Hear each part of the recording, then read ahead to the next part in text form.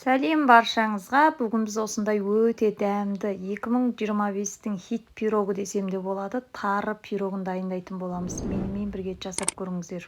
Қараңыздаршы, арасы қалай құп-құрғақ болып піскен. Ең әуелі пирогымызды жасамас бұрын барлық құрамын дайындап алатын боламыз.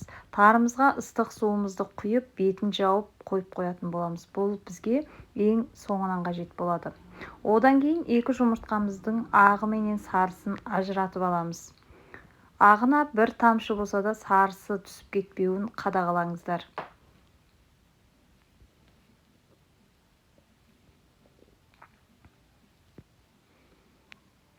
Мінекей мен 2 жұмыртқамның ағы менен сарысын ажыратып алдым. Енді сарысына қантымызды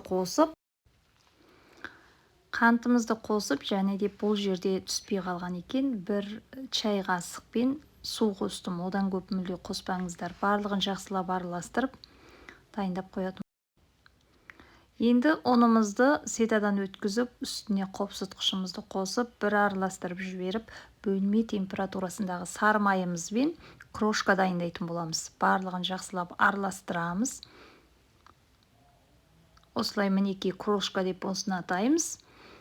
Енді үстіне жұмыртқамыздың сары менен араластырып қойған қант екеуін ұнымызға салып, жұмсақ қамыр илейтін боламыз. Мінекей осындай жұмсақ қамыр шығу керек. Енді осыны салапанға салып, начинкасын дайындағанша қойып қоятын боламыз тындырып. Осылай жұмсақ болып шығу керек. Енді начинкасын дайындайтын боламыз.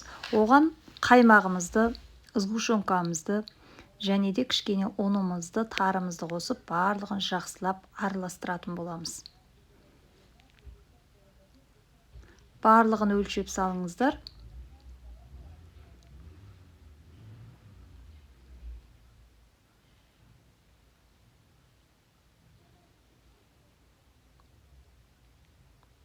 Тарымыз әдемі болып жұмсарып тұр екен. Барлығын қосып, бір араластырып жібереміз.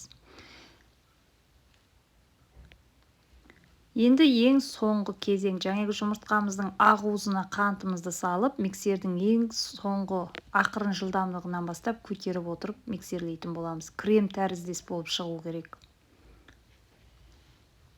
Мінекей осылай аппақ крем тәріздес болды.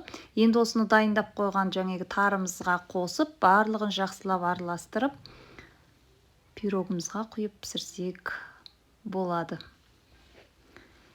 Енді дайындап қойған жаңағы қамырымызды осылай формаға орналастыратын боламыз. Бұл жерде менің де диаметрі 24 форма. Сіздерде қандай бар, сондайға пісіре берсеңіздер болады. Астын осылай шанышқының көмегімен жасадым.